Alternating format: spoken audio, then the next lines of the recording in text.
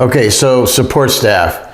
Obviously, you're going to have support staff, paralegals, secretaries, etc., that are going to be supporting your practice, whether it's a large firm, small firm, or even if you're on your own. There are many things that the support staff does that you shouldn't be doing, and I have some thoughts on that. The first thing you want to consider is that these folks represent your practice. And a lot of the work that they're doing is outside of your view. You're busy, you're in the office, you're meeting with clients, you're in court, whatever. They're on the front lines. They're answering the telephones. They're interacting with the clients. And you may not know what's happening on the front line, and you need to know what's happening on the front line, because as careful as you are in selecting people that you're going to hire, let me tell you from experience, there is no way that you're going to know how well or poorly they do until you put them into place. When I think back on many people that have worked for me over the last 40 years, I can think of maybe 3, maybe 4 of them that were outstanding. And when I reflect on it, I don't think any of them came from any particular great credentials. You know, because you can have paralegals come in. I have a paralegal degree, which, by the way, and this is just my opinion, I think it's worthless. You're either smart, you're not smart. You're either responsible or you're not responsible. You either have a work ethic or you don't. So you can be very careful, and you can select somebody and you can look at their credentials, but until you put them into position and watch them perform, you have no idea. And some of the folks that you're going to hire are going to turn out to be disastrous. Others are going to be rock stars. But you have to be aware of the interaction of your frontline staff with the outside world. I don't care if it's interaction with a court, with a client, with anybody. If you're just letting that go and you're not watching it, they could be doing things, and the outside world is going to perceive you through your staff. And that might not even be fair, because they may be doing things that you would never do. You have to know. Here's a pet peeve of mine, referring to lawyers by their first name. Now, if you call a large law firm, that's almost never going to happen. Hi, this is Attorney Jim Selbach. Is Mr. Smith in? Can you hold on, Mr. Selbach? I'll see if he's available. You know, that sort of professionalism you see in the large firms. Not always, but mostly. But in other circumstances, hang on, Jim, let me see if he's available. Now, it's not an ego thing. I don't care what you call me. I really don't. But it reflects on your firm. You don't even know that it's unprofessional to refer to me by my first name. And in our office, you never refer to anybody by their first name unless they tell you to do so. So in my practice over the last 40 years, my staff, and this was a cardinal rule that you couldn't violate and still work for me, if you start referring to clients by their first name, we got a problem. It was, that was something that I was very adamant about. Now, sometimes a client will say, look, call me John, or whatever it might be. That okay, the client has said that.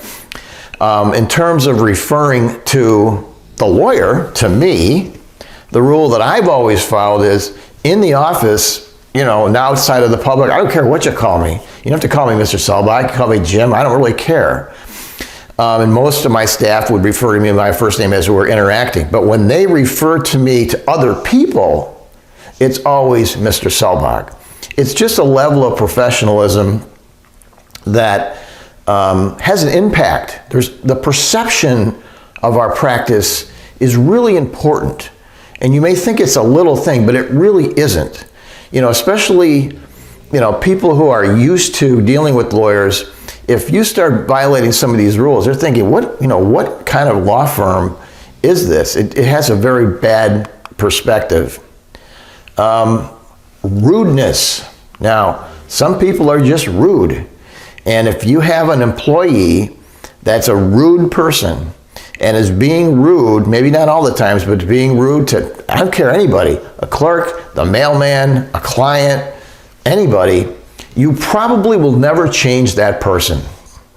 Okay? I can teach you the job, I can teach you the procedures in the office, but I can't make you not be rude, I can't make you smart, I can't make you professional.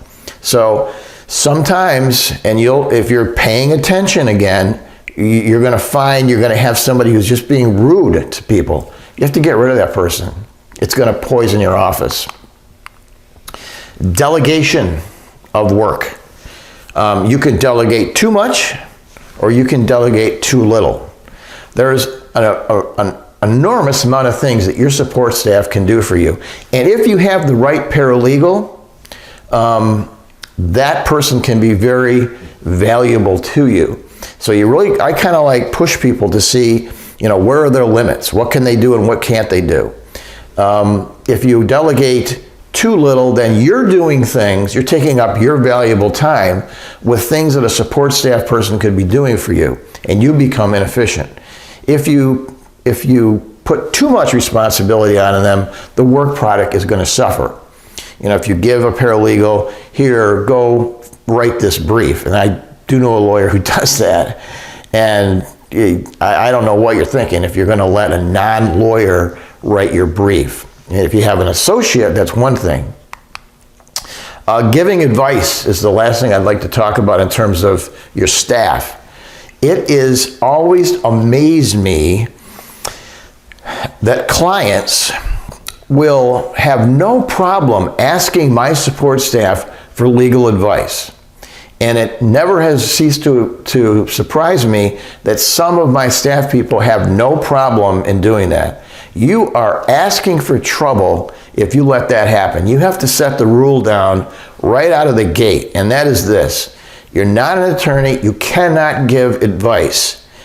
And here's the problem. If you have a specialized practice, after a while, your support staff, they know the right answer.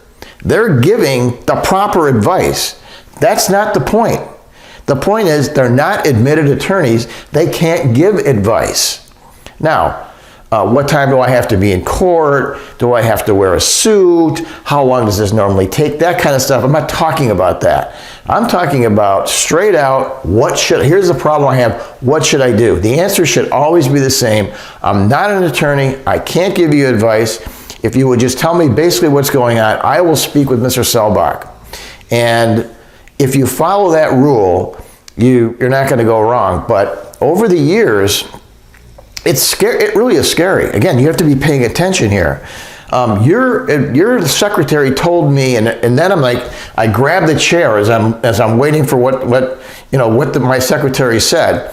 Told me this. I'm like, oh, okay. I'm not going to bring it up in the conversation, but later, did you tell the client this? You can't let that go on. It's disaster waiting to happen. So these are some of the things you should think about when you're interacting with your support staff.